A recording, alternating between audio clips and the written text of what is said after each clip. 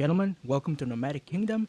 Today we're going to analyze this video by the BBC Global, Why Young Men Can't Find Jobs, What Should They Do? Let's go. As an individual, don't have a 10-year plan. No one knows what the jobs are going to be in 10 years. Entry-level workers, new grads, they are dealing with what I call a sort of perfect storm. You have all the uncertainty in the macroeconomic environment, but you also have the beginnings of disruption from AI in entry-level work going after entry-level tasks. And that's all leading to unemployment for young people and new grads being higher than national. Guys, that's so true. Like AI is going to take so many jobs. I work in the social media industry. I've been working with creators for almost a decade now. And, we had teams that were like 10, 12 people, and now our teams are like 3, 4 people at most. One guy being able to take so many tasks thanks to AI. There are so many tools, Claude, Grok, ChatGPT, Poppy, like so many jobs that are going to be taken by the AI. Anything that's office related.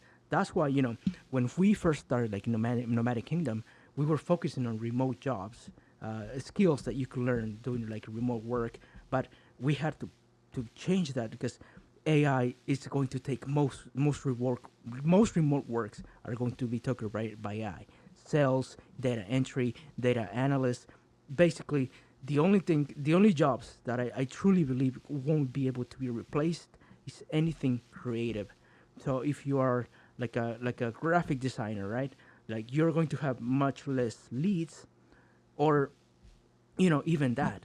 Like honestly, like the only people that I see that won't have issues being replaced by AI are like strategists. People who think big brand, like basically who think of the brand bigly outside. Sorry. The only jobs that won't be taken over by AI is basically the creative people, the people who are building the brands, who are building, I guess, the creative side of a business. Otherwise, guys, you're cooked.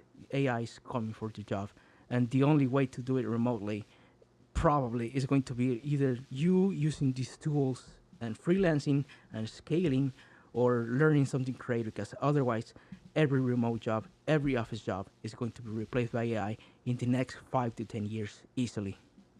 Averages, Gen Z is feeling the most pessimistic about their futures than any other age group. We're going from static career paths that can be confining for a lot of people to dynamic career paths that are going to be exciting for a lot of people. It's sort of Charles Dickens, the best of times and the worst of times, because I really do think as AI plays out, at the other end of it is going to be more options for people as they build careers, and I think better work for humans at work. So all you need to do is have a today plan. And your today plan is I'm going to learn something new. I'm going to push myself in some new way. I'm just going to keep working on who I am, what I'm good at, where I want to work, and I'm going to apply that to whatever job I find. But no matter where you work right now, you could be CEO, the biggest company in the world, or you could be an entry-level worker doing your first shift. All of our jobs are going to change. So all of us have to do the same thing. All of us need a today plan. At some level, the great equalizer is that we're all in it together, and then we can create a moment of great democratization of opportunity if we get leaders and systems to adapt.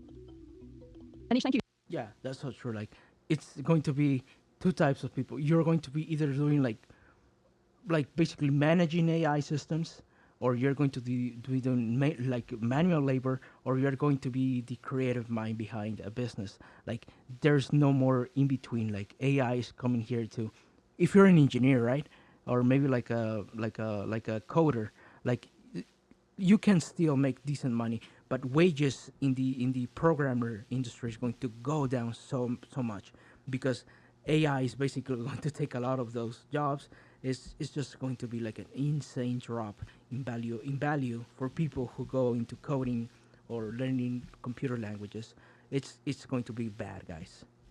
Thank you so much for joining me. I have been wanting to do this story for a long time, in part because I have a 25-year-old college grad who's got a master's and is looking for a job, and his girlfriend who has 2 masters and is looking for a job. And I keep seeing these stories in the Wall Street Journal and the New York Times and Bloomberg and NPR about the crisis of jobs for college grads. And I look at my older kids and they never had that, right? They graduated from college 5, 6 years ago, and it seemed to have been pretty straightforward for them. So are there some graduates that are suffering more than others? 5, 10 years ago, we all wanted our kids to do computer science. Should we now be pushing them to do poetry? Well, so let's say computer science. That was and remains sort of the post. 100. That's what I just said. Basically, anything creative, guys, you still have a chance. Otherwise, it's just going to be so bad. Child of the knowledge economy. It was the job that, especially I'm a child of immigrants, like immigrant communities, all communities were looking to get their kids into that path because it was security. That's where you were going to make big money. Yes, and that was like the right math for what the knowledge economy represented. The knowledge economy is on the way out. We're living that reality. We're entering a new economy. And so you see the headlines of computer science degree holders who are graduating and finding it very difficult to get a job. Our own data, I did New York Times op-ed last year with this point, 96% of the average computer software engineer's job is susceptible to being done by AI, either immediately or soon. Now, we argued in that op-ed, that doesn't mean that job goes away. It means what it is to be a computer scientist, to be a software engineer changes. We started to see employers saying, if you have that CS degree, do you have a philosophy minor? So you can help me think about the ethical implications of what I'm building. It used to be, in the predictable path, I got this degree, now give me that job. And we all knew that like 1 + 1 = 2. That was great. great if you got the degree. It was not great, by the way, if you couldn't afford to get the degree, if you weren't in a like privileged community that gave you a pipeline to get to the degree, but it was all like known. Now, saying I got the degree doesn't really say much. You've got to say what that means you're going to be able to do. I think retail jobs start to have a lot of value in a way they didn't in the knowledge economy. If you could say you worked a job where you have to show resiliency, that Jesus, see, it's either manual labor, retail jobs. This is going to be bad, guys. ability, managing hard well, those are things employers are looking for. Where work is going, it's really going to be, none of us are our job title or where we sit in org. We are these individuals with unique lived and learned experiences, unique energy that we bring, unique like resilience we bring. That's what we're going to get hired for and moved around with. And so articulating that is something folks can control. And honestly, I have a 10-year-old and 8-year-old. The main thing that I'm trying to sort of like shore up is a sense of self and self-worth and ability to handle hard well. I think those two buckets of skills are the most durable. Back to the entry-level jobs. I saw that LinkedIn survey of what, some 3,000 Yeah, that's poppycock. It's just nice words. executives saying that 63% of them think that AI will absorb entry-level tasks. So in a sense, is Gen Z is going to suffer anyway, however much of a good story they tell about themselves, however much, wait staff work they do, however much they manage to connect those narrative dots, maybe there just aren't going to be those entry-level jobs because corporations are going to give them to AI.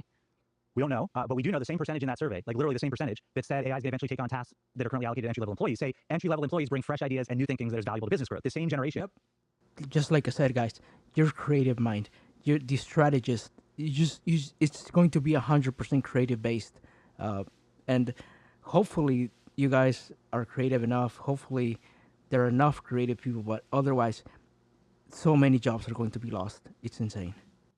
That's got this tough time landing a first job is AI native, is bringing a whole new sense of what consumers want and what businesses should do differently as they try to adapt to this new economy. The knowledge economy is on the way out that we've lived in for half a century. A new economy is emerging. When a new economy emerges, and this is when we went from the farm to the factory and we went from the factory to the office, disruption comes first. We're in that. Jobs change. We've got data 70% of the average job will have changed by 2030. So we're all going to be in new jobs, even if we don't change jobs. The third bit is that entirely new jobs get created. Influencer wasn't a job, 10 years ago. Data scientist wasn't a job 20 years ago. So we haven't even started to see that yet aside from AI jobs. And then fourth phase, we're in a new economy. So if you're entry level, yeah, right now you're at the whim of companies doing this sort of math of how do we transition. Some companies are going to use old math for the new equation and just think it's about shrinking. Others realize we've got to just redo work, up level, entry level, bring these folks in who are going to help us build new business lines and think in different ways. The key to it all is you've got to just keep leaning on your own ability to develop skills and expertise. Anish, what's the downside for individuals, young individuals leaving college, if we don't fix this entry-level job issue? What are they losing out on? Paint that picture for me. Honestly, guys, I think it's criminal what universities are doing right now because they are taking money from kids who are probably going to be replaced by AI. It's so fucked up, guys. They're stealing your money because those jobs won't be able to survive for people who are studying right now. It's criminal. They're stealing your money. They have stolen your money, but now it's way more pronounced. A lot of research on the lingering impacts of a bad start. I mean, just like if you're unemployed for a period of time at the start, that just sets you further and further behind over time because as you get further along, people want X number of years experience, more than X number of years experience. So it's really hard to start behind. Do we have any data on how long behind and how much of There's different studies. downside It could be there months, it could be years. It depends on the cohort. So much of this is obviously socioeconomic. And so the children of wealthier, parents have an easier time catching up, have a more, immediate ability to go into entrepreneurship. So a lot of what we're talking about in terms of the vulnerable are two groups. One, people who are going to feel the job disruption from AI first and most fully. Those are people across their career in jobs that have a lot of tasks AI can do. And we can help them figure out how to use the tools to start to move what they do into more and more tasks around their unique capabilities. And people from lower socioeconomic, communities who stall out at the start. But even there, I think there's ways we can piece together a path forward because of new work. Like we talked about retail, hospitality, healthcare. Like a lot of these sectors that are hiring teach you a lot of these skills. See what I said? Blue collar jobs. Basically, you're going to be stuck doing manual labor with blue collar jobs, or you're going to be managing these AI systems, making so much money. Guys, just get out of the U.S. We are like heading to a major socioeconomical catastrophe. It's still not too late. If you don't have the skills, develop them, guys. Invest in yourselves. We have guides. I can't teach you a lot of more I guess data analysts or anything like that. I can teach you what I've done. I work with personal brands. I work with creators. I used to be a writer. I used to write video essay scripts, and then I moved into social media strategy. Now I'm basically a producer for a pretty big top 100 Spotify podcast. Like I know these skills, these are the skills I have developed for almost a decade, and that has allowed me to basically work remotely since the beginning, earning pretty good wages. Like I want as many as you as possible to basically not head towards the catastrophe that is going to be the U.S. in the next 10 years. I want to help you. That's why I built this brand for obvious reasons. I can't show my face because this brand is pretty controversial. Helping guys, passport bros, the whole thing. I have a pretty good job. I'm not gonna lie. I get paid pretty well. I do it remotely, and I can't basically risk my job until maybe this becomes something more solid. But I can teach you the skills, guys. I want to help you. If you need any guidance, the links down below. I want to help you avoid this catastrophe as soon as possible, guys. This is not like a matter of if, it's a matter of when.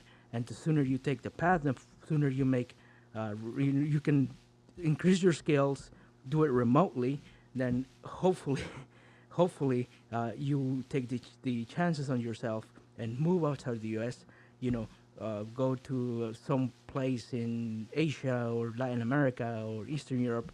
You're in dollars, you're spending in the local currency, and you're saving so much money. And hopefully, by property, and once you have property in whatever you want to have in another country, then you can start building like real wealth very aggressively.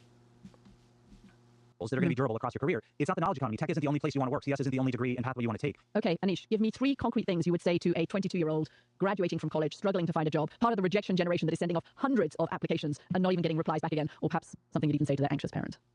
Thing 1, be pro-you. A lot of my thinking about AI and work is that I am radically pro-human, which can sound funny to folks, but nothing about work has been human-centric. The story of work has been the story of technology at work, not humans at work, certainly since the first industrial revolution. What we've been training people for, and this predates the knowledge economy, this is even when high school emerges to build managers for factories, has been to be task managers around technology, around machines. We now are going to flip that and put humans at the center of work. So you've got to be pro-you. You've got to really understand what are your unique curiosities, what drives you. Don't feel like what gives you energy is something that isn't relevant because the old world of work didn't appreciate it. Really start to understand how you're going to get to a place of no one beats you at being you. The second thing I would say is lean on other people. I mean, we've got new data that shows 2 big things. People are feeling totally overwhelmed and people are turning to each other. We've got, I think, 82% increase in the number of people posting on LinkedIn about feeling overwhelmed. A lot feel like AI training is a second job. But what's interesting in all the memes you're seeing on TikTok of people asking GPT, like, what should I say to my wife? And the wife said, what should I say to my husband? Is that actually isn't what's happening. People are turning to other people more than AI, more than search engines. And that's really comforting to me. Like the number 1 source for professionals at work is their network. So thing 2, build your network. And then the third 100%, guys, build your net worth. Like once the AI starts taking jobs or anything, the only strength you're going to have is the people around you. If you can find like other high level people, entrepreneurs, that's why I'm trying to build this community.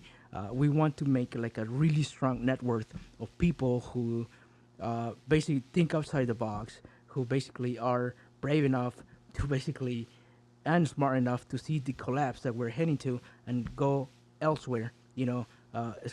Basically go to another country, build a little hub for ourselves.